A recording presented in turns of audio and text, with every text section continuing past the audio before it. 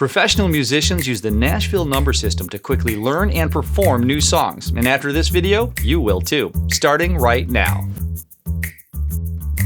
Hi, I'm Nate Martin, and welcome to Prep Before You Praise, where we help you get started and get better as part of the worship team at your church. Today, we're going to give a flash course on the Nashville Number System, a way to more easily communicate for worship leaders and musicians as they learn and rehearse songs for praise and worship. If you've been on the worship team for any period of time, you know that you have at least 2 or 3 or 4 charts for the same song in different keys.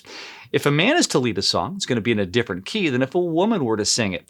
An acoustic guitarist uses a capo, and he'll be thinking in a different key than the song might actually be played in.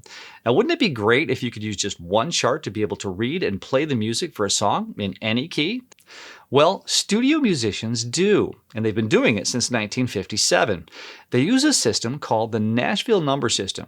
Now, it's not exclusive to Nashville by any means. It was just developed there by a studio musician, and it helps to communicate different commonly occurring chord patterns to your team when teaching or rehearsing a song. And recently, Song Select, Essential Worship, and other music providers for the church have begun to offer their music charts using this system as well. And believe me, your worship leader wants you to know the system. It makes it a lot easier for your worship leader to be able to communicate during rehearsals how a song goes or what chord is to be played at a specific point in the song. And in the next 5 minutes, you're going to know it well enough for your worship leader to be able to communicate to you in the Nashville Number System language. So let's get started. The first major scale that someone learns when sitting down to a piano is the C major scale, this being a C. If you play each white key up the scale to the next C, you have played a C major scale. Each of these tones have a letter associated with it. The letters go from A to G, and the C major scale has no black keys in it. Once you play past the G, you'll start over again with a new A. So, in the C major scale, you'll play C, D, E, F, G, A, B, and then another C. Now, let's take the notes in a major scale, and instead of using letters, let's use numbers. The numbers will begin not with an A, but at the note of the key that we'll be playing a song in. So the 1 in C major will be a C. Now, playing a C major scale, each note will be given a number reference. So D will be 2, E will be 3, F will be 4, G would be 5, A would be 6, and B would be 7. Any C would be considered a 1. Staying in the key of C, where C is known as the root of the song. The basic chords within the key of a song consist of triads, where a C chord or the root chord looks like this. Playing C, E, and G. That's a C major chord. If you move that triad pattern up one note, you'd be playing a D, an F, and an A. A D minor chord. Next up would be an E minor chord, then an F major, a G major, an A minor, a B diminished, don't worry too much about that one, it's really not that common, and finally back to a C major. Now, simply insert the number system to each of those chords that we just played. 1, 2 minor, 3 minor, 4, 5, 6 minor, 7 diminished, and 1. Now, let's associate that with a song. We're going to be playing Today is the Day from Paul Balash in the key of C. Now, that song in the key of C begins on a C for 2 beats, and then an A minor for 2 beats, then a G for 2 beats, and then an F for 2 beats. That will repeat 3 times.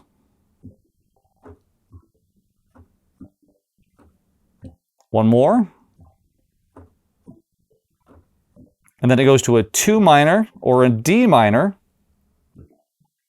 and then back to the F. Again, let's do this with the number system, C being the 1.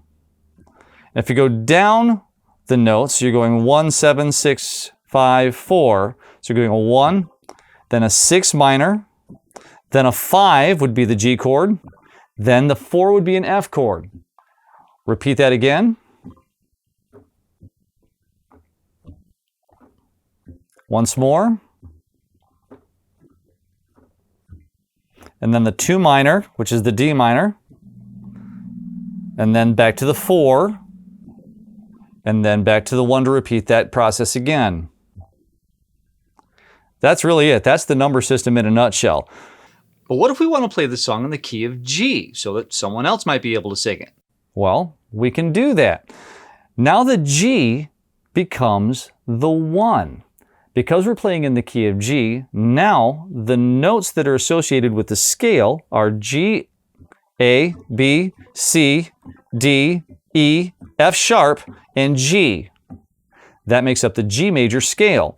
So the 1 chord would be the G, 2 minor would be an A minor, 3 minor would be the B minor, 4 would be the C, 5 would be the D.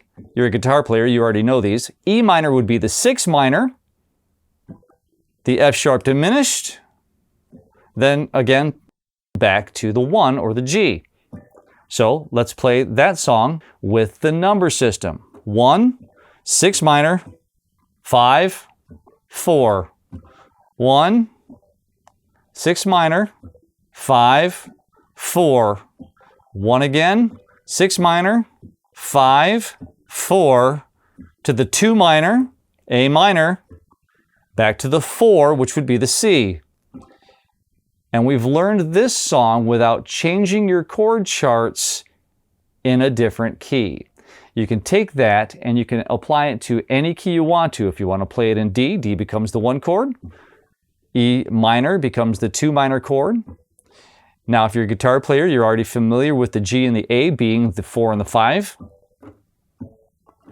Back to the 1. And that is how you use the Nashville Number System to take one chart to be able to play a song in any key. Now, this is just the basics of the Nashville Number System. Now you can speak the language and know what chords to play when somebody says 1, 6 minor, 5, or 4. But what about writing it down? What about when the chords actually play? What about making it practical for the vocalist and the instrumentalist? Well, we're going to talk about that more in upcoming videos. So, if you want to see more about the Nashville Number System, subscribe to the channel and make sure to hit that bell so that you'll know when we post a new episode. If there's a subject that you'd like to know more about regarding worship, then leave that in the comment section below. I'd love to have a conversation with you and build a community of people that want to bring their best to a God who deserves our best. Thanks for joining me, and I'll see you in the next video.